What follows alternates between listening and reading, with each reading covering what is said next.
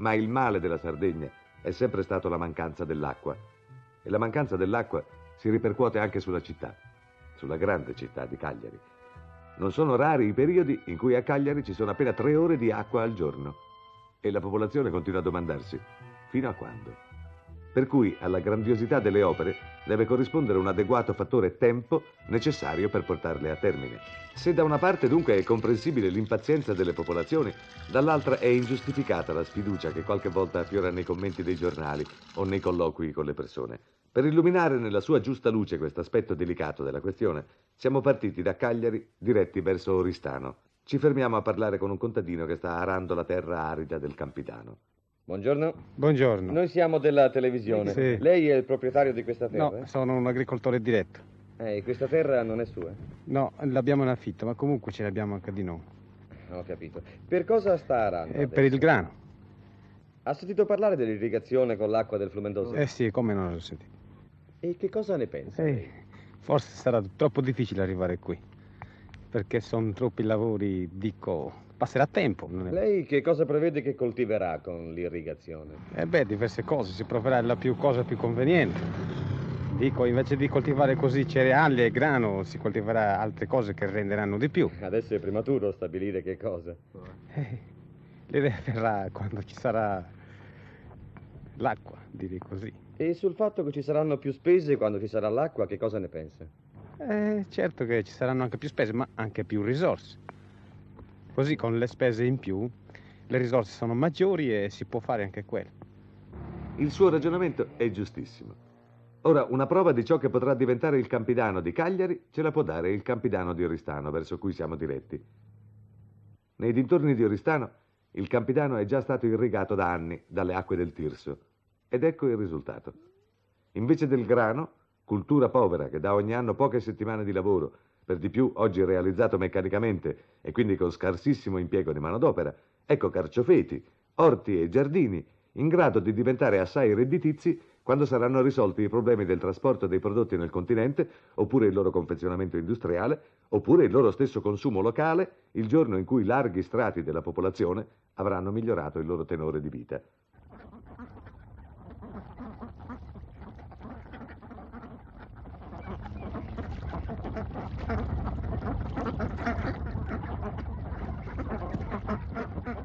Qui non pare di stare in Lombardia. E questo è veramente riso. Riso per di più che si può raccogliere con la falciatrice, senza l'impiego delle mondine, perché non occorre la monda. Nasce da solo, senza erbacce estranee. L'idea di piantare il riso qui è venuta ad un agricoltore lombardo. Ad un agricoltore, e questo è abbastanza curioso, che giunta a una certa età aveva deciso di non lavorare più e vivere di rendita. Invece, signor Bertazzoni, di dov'è lei? Sono di Brescia, lombardo. Anche il suo fattore è venuto da Brescia? Siamo venuti assieme qua, io e il signor Bertasoli. E com'è andato il lavoro qua? I primi tempi c'era da fare molto, adesso insomma è una cosa che pian piano è come là. Da quanti anni siete qua? Sei raccolti sono. Da 6 anni. E si ricorda quando il signor Bertazzoni aveva deciso di smettere di lavorare? Sì. 2 soldi li avevo, dico lavoro più. Ma dopo un anno mi sono trovato assieme ai disoccupati, ho avuto vergogna. E allora? E allora mi sono messo in mente di fare qualche cosa. Avevo mandato un paio di fattori io qua in Sardegna. E mi scrivevano che qua c'è la possibilità di far questo, far quello. Qua coltivavano solo nei terreni asciutti e veniva irrigazione mediante l'opera di bonifica. Allora ho voluto fare una gita per diporto e mi sono ingranato nei terreni incolti.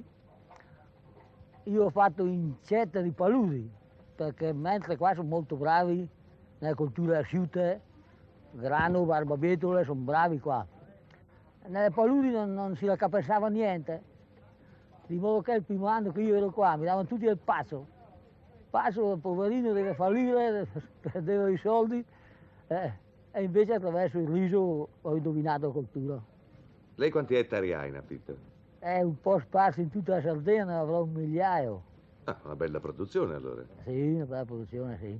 E di riso quanto ne fa? Io farò un 6.000 quintali.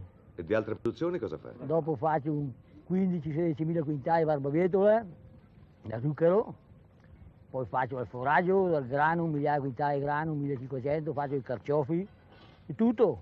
Ma d'importante, che differenza ha trovato, per esempio, fra qui e la Lombardia? Qua, vede, qua che è il clima molto indicato, qua è l'invernale, inverno. Per esempio a Natale lei vede le falciare del foraggio come da noi il mese di maggio.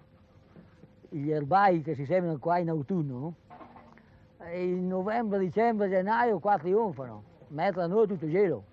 Senta, quante rotazioni di coltura si possono fare qui? Qua si può fare un pochino quel che si vuole.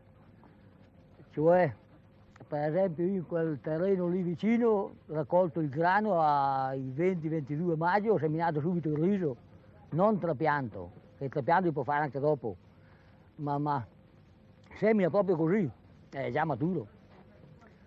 Perché la stagione qua in autunno si protrae molto, protrae molto. E lei cosa pensa dell'irrigazione che si farà qui nel Cappilano? I soldi spesi in Sardegna per l'acqua sono i più bei soldi spesi che non si possa immaginare. La Sardegna è povera specialmente per la siccità, non piove mai, mai, mai. Da febbraio, marzo a ottobre, novembre non piove mai e può salvare niente, insomma. Quindi con l'acqua la terra sarà buona? Buonissimo, buonissimo. È mai stata irrigata, è mai stata sfruttata proprio come da noi su in Lombardia. Qui ci sono dei contadini delle parti dove fanno la cultura asciutta che dicono sì, l'acqua sarà una cosa buona, ma è un'incognita, chissà cosa faremo. Sì, ha mai provato l'irrigazione qua. È una cosa semplice per chi l'ha fatta, ma per chi non l'ha fatta è un'arma anche a doppio taglio, perché se lasciano l'acqua sul terreno 5-6 ore invece che uno soffocano la coltura. E allora per i primi 2 o 3 anni si trovano un po' a disagio, ma imparano subito. Ora lei è diventato anche proprietario. Sì, ho fatto la domanda, mi hanno accettato e il mio terreno lo lavoro bene e raccolgo sul serio. Quanto rende il terreno che ha avuto dall'Etfas? Ma rende abbastanza bene perché su 35 aree di bietole ho fatto quasi 200 quintali, su 35 aree ho fatto 200 quintali di bietole. Quindi lei non solo ha il suo campo, ma è anche fattore qua. Sì, sì. Intanto che non c'è ancora tutte le comodità là. Ah, ecco. E cosa ci manca là? Anche lei aspetta l'irrigazione, immagino? Di una parte sì. E quando avrà l'acqua sul suo terreno continuerà a fare il fattore qui o se ne andrà? Vado là io.